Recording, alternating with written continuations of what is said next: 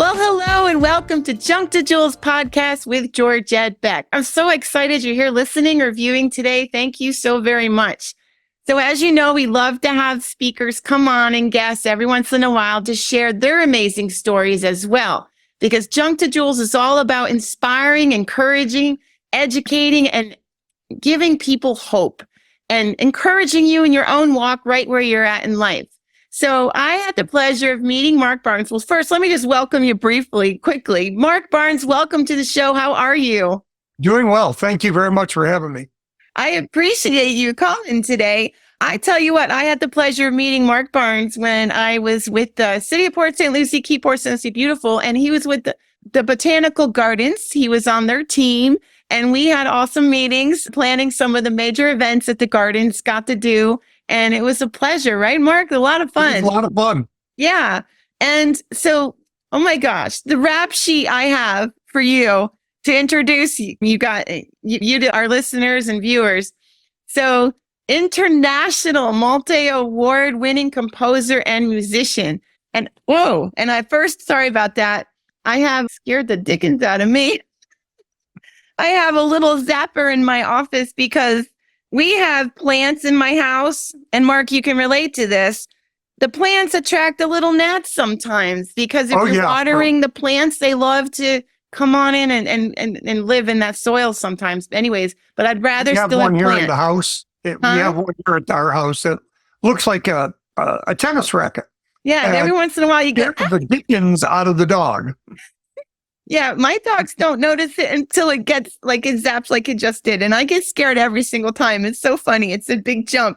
But anyways, that's kind of like your music career just taking off. Zap. Because, well, not really. You've been a musical genius since he was 3. His music, he was recognized by so many folks through the years. He was on Shine On Hollywood magazine or in the magazine, One World Music Radio, New Age Music Planet, Piano Music Radio, all of these recognitions and accolades. And oh my gosh. So you have over 35 awards and nominations under your belt right now. I got to listen to some of the music and I love, love, love it. I love music in general, but you're welcome. And I love your story where you say, so first off, you were born in Buffalo. Correct. Right? New York. Yeah. Buffalo, New York.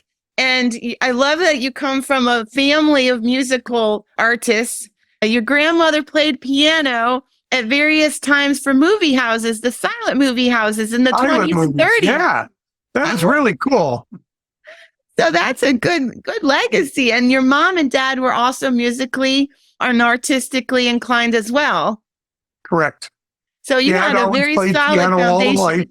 Yeah, between dad playing piano, my mom being a side artist, doing cakes, paintings, you name it. So I picked up on both of them. So it's helped me with my graphic career as well as my music career. Oh my gosh. Yeah, because I saw some of the CD covers, your album covers, beautiful. And you were in a magazine. That's why you came to my attention. And I was like, I saw you in a Stewart magazine, I believe it was, or the Port St. Lucie magazine. And your luminescence, did I say that? So beautifully designed. I noticed that. And that's when I knew I had to reach out to you to see if you'd come on the podcast. I was like, that's that guy. So you were playing since you were 3 years old and you composed your first ballad. Did I say that right? At 15 for your dad. Yeah. Explain that. Like, talk about that. So, back then, this was when I first started, it was before keyboards were really prevalent. So it was just being able to use the piano. I had been playing, as said, from 3 years old. And around 15, I started to try to do different things. My parents were always trying to get me into piano lessons, but I was always firing my piano teachers.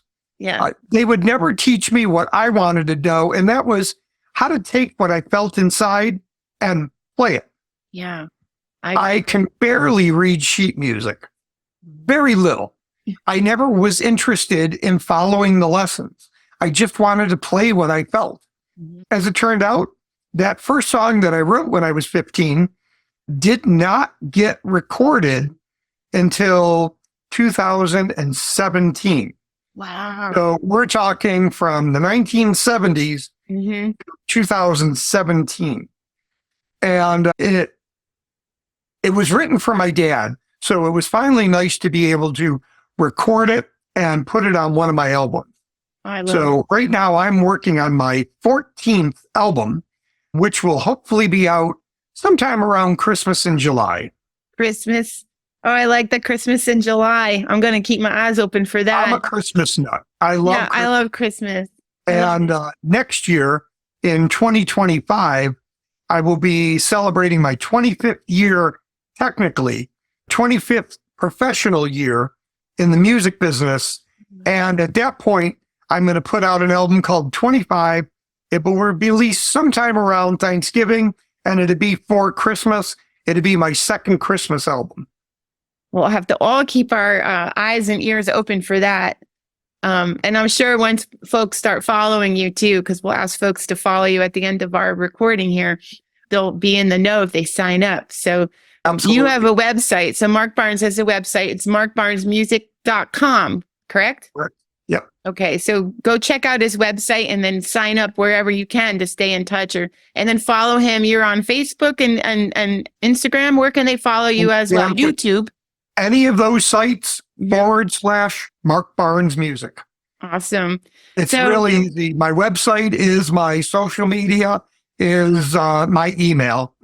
So that's your best place to be, is on the markbarnesmusic.com. Yep. So I relate to you on the music because when I was a young girl, I'm musically inclined as well. And I shared some of this with you briefly, I think, in my email to you. A little bit. And I love that this show is going to talk about people and their purpose and their heart's desire. And your story is like shows exactly how things come full circle. You just be you. So yeah, my mom got piano music, and I had the good teachers. I had one teacher that we were ready to go to recital. She wanted me to go to recital, and she would let me play. I play by ear. Like I did what you do. I feel things so deeply. And I got to play the music by ear. Music Box Dancer. Do you remember that song? The Music Box Dance. That was one of my favorites. And then the Rose. So I started playing the Rose by ear with her. But I chickened out, Mark, and I was a teenager and I got bored. And finally my nagging got to my mom and she let me quit. And then later, of course, that was my largest regret, that I didn't follow that path. And I was going to go to ORU, Oral Roberts University, to do their music program. So fast forward, I think, like you said, you wrote this song for your dad at such a time, and then later it was meant to come about. And I'm reading Rick Rubin. I'm reading his creative book, and maybe you know Rick Rubin. So he talks about just do your art. It comes out when it's meant, and you just keep showing up and touching your stuff. But you've had so many awards. You've created a lot of musical things. Now you also, so explain your walk in life. You didn't go do music full time. This was something you did that you loved, but you went into business. Describe your journey. You got to, now back then, I was into Genesis, Floyd, Zeppelin, all the greats, rock and roll in the 70s. And then that took us into the punk and new age of the 80s. Boston, I love all Boston. of that was great music. Yeah. And that's what I listen to a lot today. Mm-hmm. Well, that was my influence back then. Mm-hmm. New age music started to come out really prevalent in the late 80s, early 90s. So that resonated with me. It just, I could hear what it was. And when I bought my first electronic keyboard, we had seen it at Disney, and I paid $15,000 for the keyboard. It was a Wow Mark 12.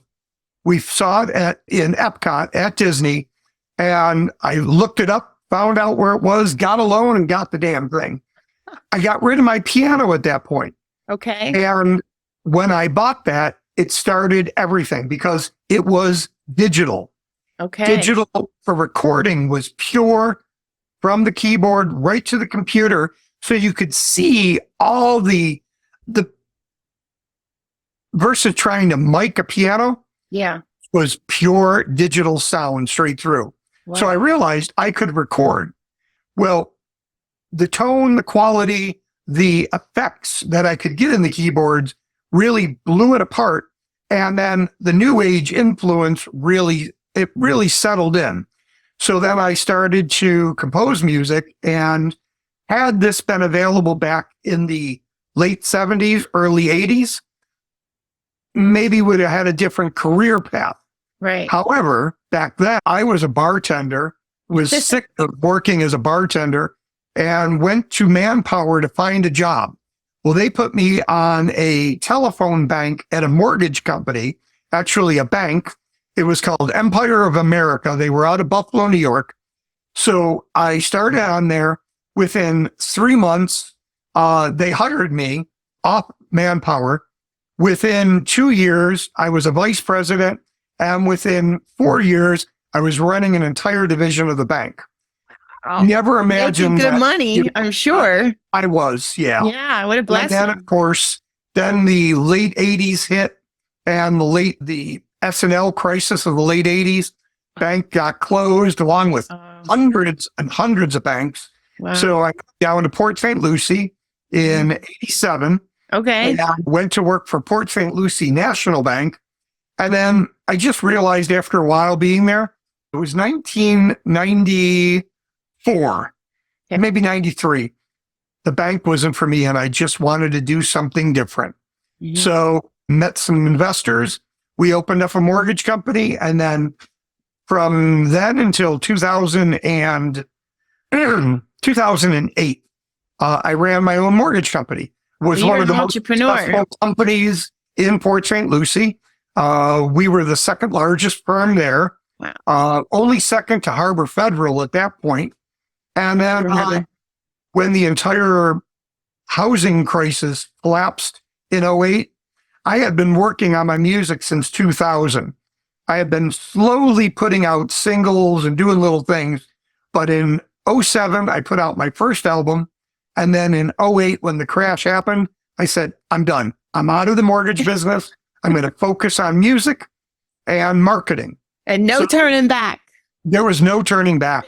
So now it. I am a marketer for many companies, including the mortgage business. Mhm. I do graphic design. I do ad design, social media, Facebook, Instagram, YouTube, put videos together. And I have a lot of clients. And then with, my music, 35 awards at this point. Yep. I'm getting ready to go back into the Grammys again.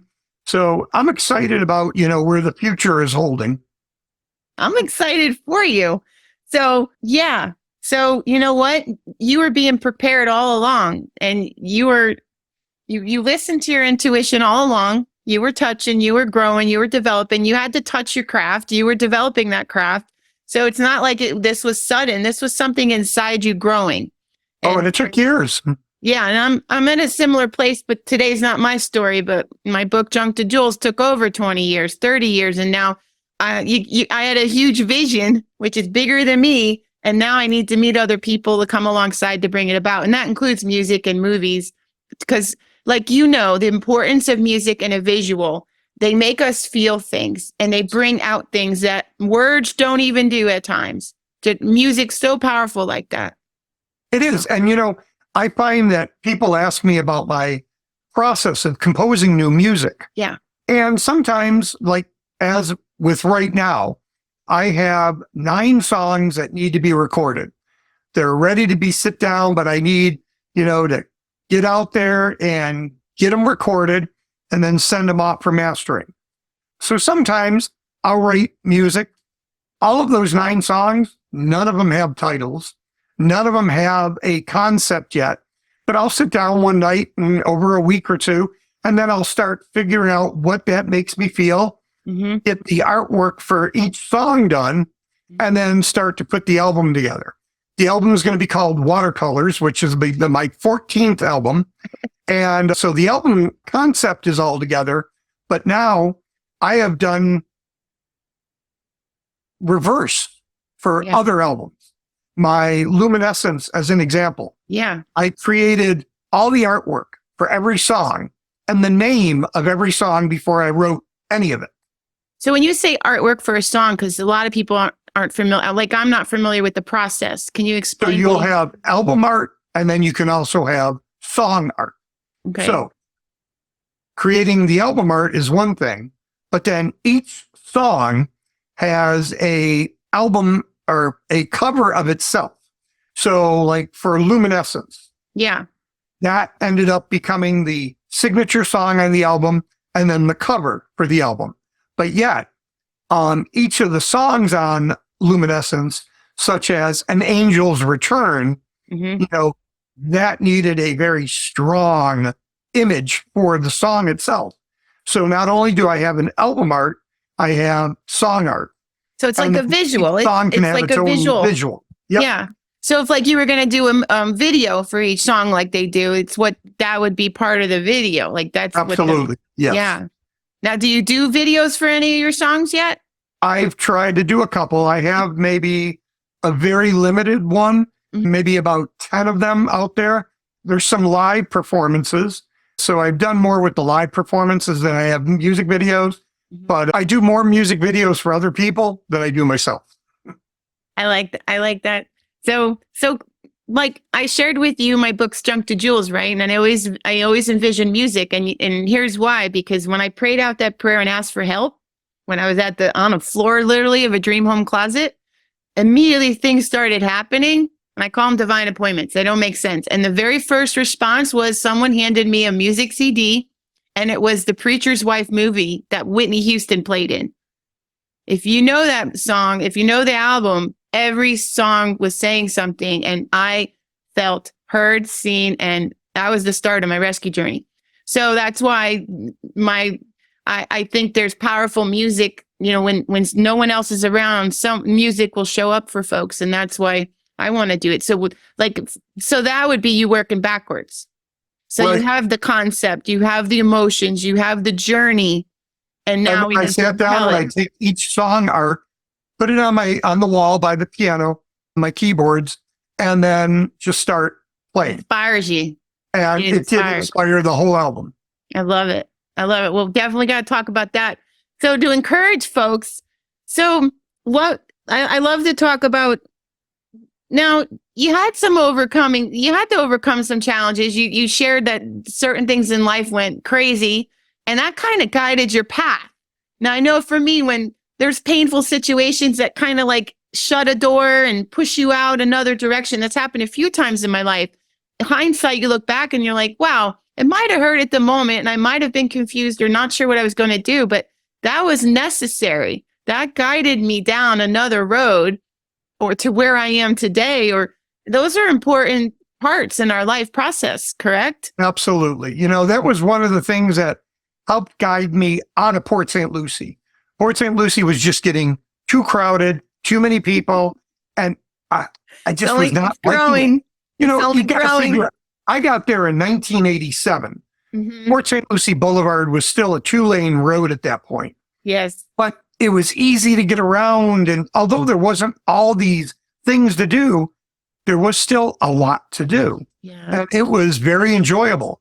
Yeah. When you're fighting traffic and all those people and city folk and the pricing, Port St. Lucie has priced itself out of the market for a lot of people. Yeah. So we came up here.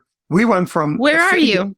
We are in a little podunk town called Surgoinsville, Tennessee. I love it. It's close to Johnson City, Bristol, Tennessee, and Bristol, Virginia, and Kingsport, Tennessee. So we're north of Knoxville. We're part of the Smoky Mountains. So it's a beautiful area here. And we have 2,000 people in our town. I like versus 250,000 in PSL. Now, are you near Nashville? We are about 4 hours from Nashville. Okay, that's not far. Not at all. I love Tennessee. It's maybe going up to Jacksonville, Mm-hmm. So we enjoy it. Knoxville is about an hour and a half to 2 hours, depending on where you're going there. So like you're going to Orlando.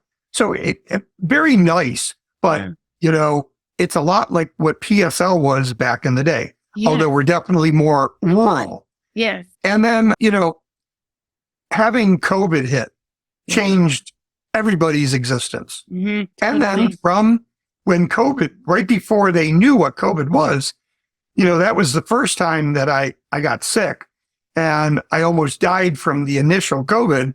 That was before the vaccines or any of it was done. Yeah. So in the last 4 years, well, from 2020 through 2020, I almost bit the bullet 3 times. Oh, gosh. That Glad you completely didn't. changed my outlook on life. Perspective. And I was like, nope, this is about me now, and it's about quality of life versus quantity. Right. And living you can out your have purpose. everything in the world, but your quality of life sucks. Yeah. Quality of life is more important than quantity every day of the year. Every day. And then I think also because I also almost died too, and it kind of it gives you a listen. What is your purpose? What's your dream? Are you living it? And like you said, don't settle on quality of life. Don't settle on health issues.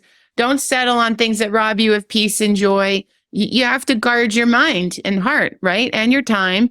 And you would think it was funny because Port St. Lucie being so big, you would think that they would have the best healthcare in the world.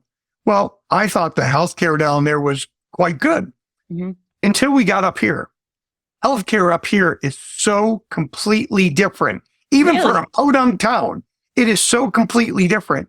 It's based upon getting you well and not masking or not trying to hit the symptoms. So it's holistic in approach. Get rid of the symptoms. Yes, but they still use medicines and some of that, but it is completely different because they're looking to try to make you well.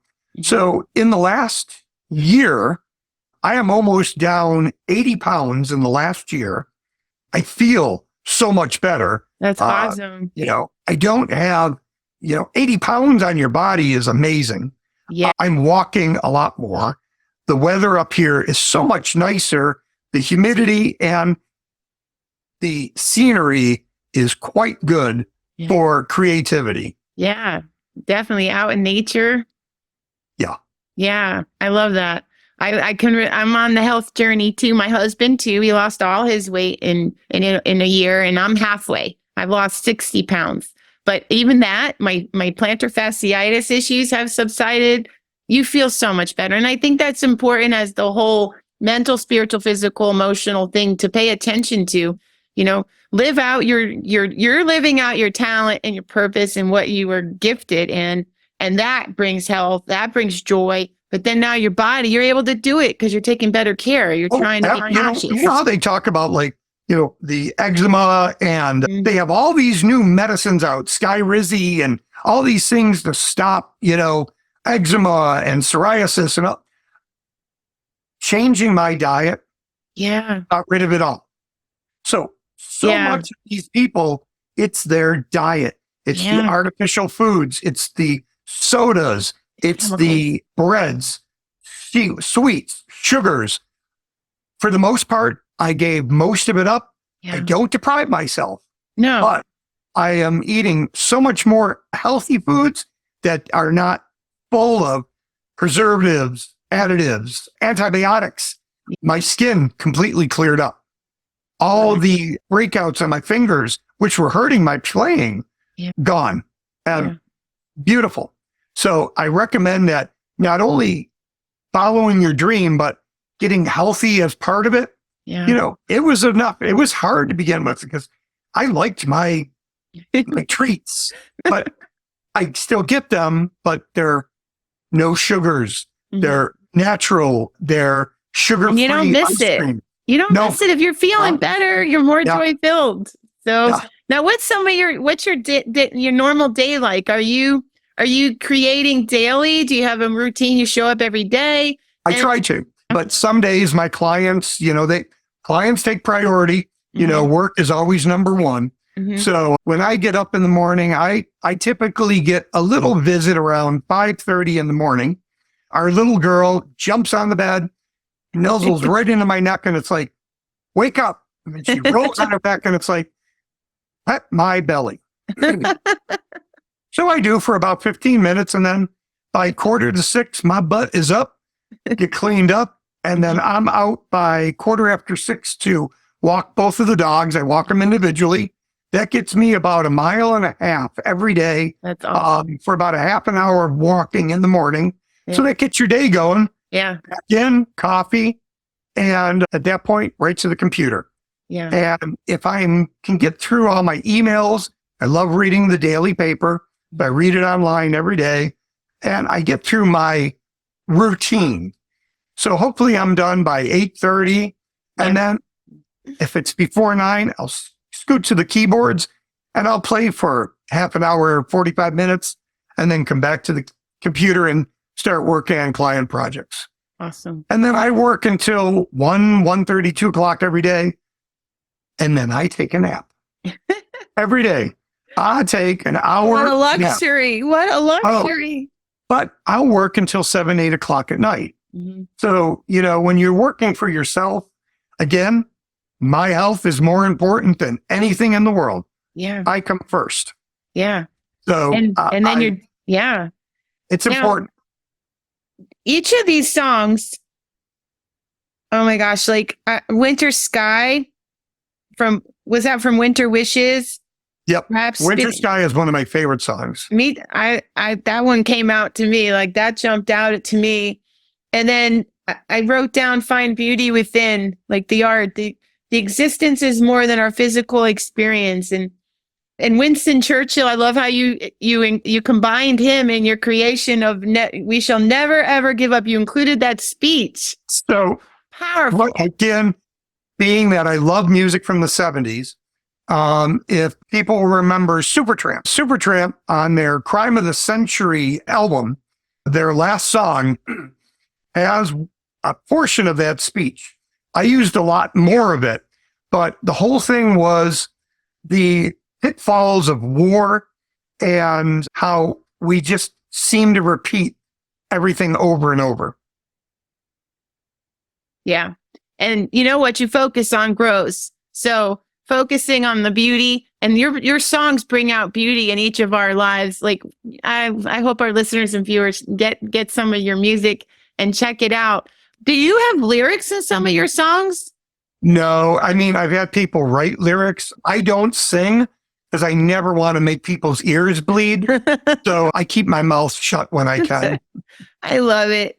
I love it. So when you're out and about, sometimes do you get inspired right away and you kind of have a thing in your heart that you got to get to the keyboard? And then I'm like, so then I'll put my phone close to me and I'll be like, so that nobody hears me, and I'll hum a little melody so that this way when I get home, I got a basic of what I'm looking for. Uh-huh. Yeah.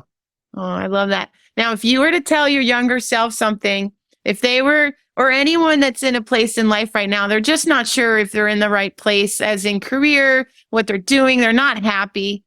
What would you speak? What would you say to them? I told my younger self back when I could have, I would have said Google and Apple and Microsoft. Those 3 words, buy stock. But, you got to try it. There are enough people out there who will help guide you. Yeah. And for free. It's not a contest. No. I do what I do because I love it. If I can give advice to, younger folks trying to do this, the biggest advice I can is copyright, monetize. I know so many musicians who have songs out there. They're not making anything off their music. Yeah. I have probably about 178 published songs, and I make good royalties off of them. Mm-hmm. That is the biggest thing to learn from is, you may love it, but if you want to make money off of it, you need to first learn about copyright and monetization. Okay. That will help, if they're going to try to make a career. Now, if they're just doing it for the love of it, do it. Have fun. Enjoy it. Yeah, and share it. Honestly, share it's all about what's in here. Yeah, share. Well, I really appreciate your time. Was there a favorite book or a quote from someone? I think we're going to cut off. We can get back on. Oh, okay. Yeah. We're almost done. Mm-hmm. Okay. So, Mark, thank you so much for joining us today. We got 7 minutes left, according to I got the timer up on top. It You do? says 7 minutes. So yeah, thank you so much. I really appreciate it. Again, visit markbarnesmusic.com. Check out my music. Visit me on Facebook. I always answer everybody on Facebook. I appreciate your time today. Go after your dream, pursue it. Thank you for joining Junk to Jewels podcast with Georgette Beck and Mark Barnes today, markbarnesmusic.com. So check it out and do what you're gifted in. Follow it, try and practice, experience. Absolutely. So thank you. Thank you so much. Thank you. And don't forget, if you're not following Georgette Beck on Facebook or Instagram, please go ahead and follow. And then please download this show and follow Junk to Jewels podcast with Georgette Beck. We have several guests coming along to share their challenging moments and their inspiration. Thank you for listening and watching. Take care.